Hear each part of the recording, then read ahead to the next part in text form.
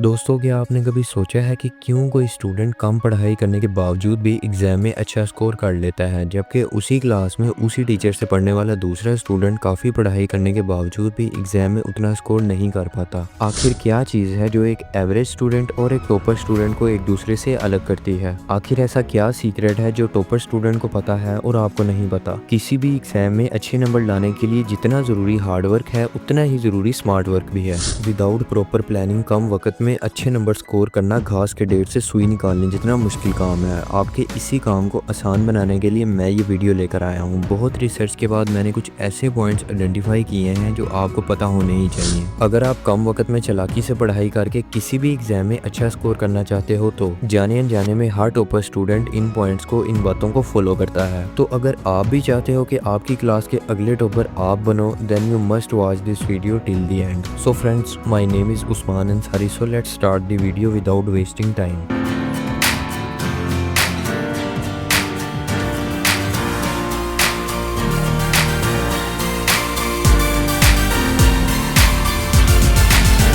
Number 5, start from basics. दोस्तों, आपने तो सुना ही होगा, नींव जितनी मजबूत होगी इमारत भी उतनी ही मजबूत होगी। टॉपर स्टूडेंट हर क्लास में टॉप करता है क्योंकि उसने पिछली क्लास टॉप की थी, पिछली क्लास में उसने मन लगाकर पढ़ाई की थी, उसके बेसिक्स क्लियर थे भाई। जब आप 11th क्लास की ऑर्गेनिक केमिस्ट्री पढ़े बिना डायरेक्ट 12th क्लास की ऑर्गेनिक केमिस्ट्री पढ़ोगे तो कुछ भी समझ नहीं आएगा। आपके हर सब्जेक्ट्स के बेसिक फंडामेंटल्स जितने क्लियर होंगे, आपको वो सब्जेक्ट समझने में और उसके क्वेश्चन सोल्व करने में उतनी ही ज्यादा आसानी होगी। बेसिक्स अगर क्लियर हैं तो क्वेश्चन थोड़ा चेंज भी हुआ तो आप उसे सोल्व कर पाओगे। आपकी कॉन्सेप्ट्स क्लियर नहीं है, आपको बेसिक्स ही नहीं पता, आंसर सिर्फ रट रखा है, तो अगर क्वेश्चन थोड़ा सा भी चेंज हुआ तो आप उसे सोल्व नहीं कर पाओगे। इसलिए अगर आप कोई भी सब्जेक्ट जैसे मैथ पढ़ रहे हो तो उसमें पहले जितने फॉर्मूलाज हैं उनकी एक रिटन शीट बना लो और उन फॉर्मूलाज को अपने जहन में बिठा लो। उसके बाद क्वेश्चन सोल्व करो। बेसिक्स अगर आपके क्लियर होंगे तो कोई भी सब्जेक्ट पढ़ने में इंटरेस्ट आएगा, आपको चीजें रटनी नहीं पड़ेंगी, काम आसान हो जाएगा। कई बार आप देखते होंगे जब टीचर क्वेश्चन पूछता है तो जिस स्टूडेंट ने पिछली क्लास टॉप की होगी वो फौरन आंसर दे देता है और आप इस क्वेश्चन का आंसर नहीं दे पाते हो क्योंकि उसके बेसिक्स क्लियर हैं, उसने पिछली क्लास टॉप की थी। चेन से चेन जुड़ी होती है, जो कॉन्सेप्ट आपने पहले चैप्टर में पढ़ा है वो कॉन्सेप्ट नेक्स्ट चैप्टर में भी यूज होगा। Number 4, study in variety of ways. दोस्तों, किसी एक ही टॉपिक को पढ़ने के एक से ज्यादा तरीके हो सकते हैं। अमेरिकन न्यूरोलॉजिस्ट जूडी विलिस की तरफ से 2008 में की गई रिसर्च के मुताबिक पता चला है कि डिफरेंट मीडिया हमारे ब्रेन के डिफरेंट पार्ट्स को एक्टिवेट करता है। किसी भी चीज को याद करते वक्त हमारे ब्रेन के जितने ज्यादा पार्ट एक्टिव होंगे, आप उतना ही आसानी से उस चीज को याद कर पाओगे। जूडी विलिस अपनी रिसर्च में बताती हैं, पढ़ते वक्त किसी भी टॉपिक को समझने के लिए आप मल्टीपल तरीकों का इस्तेमाल कर सकते हो। जैसा कि आप उस टॉपिक के नोट्स पढ़ सकते हो, उस टॉपिक के रिलेटेड यूट्यूब पर वीडियो देख सकते हो, उस टॉपिक की इंफॉर्मेशन का एक ऑडियो बनाकर आप उसे बार बार सुन सकते हो। जब आप एक ही टॉपिक को अलग अलग तरीके से याद करने की कोशिश करते हो, इससे आपके ब्रेन के न्यूरॉन्स एक्टिव हो जाते हैं। इसलिए अगली बार जब भी पढ़ने बैठे तो इस टिप को लाजमी फॉलो करना।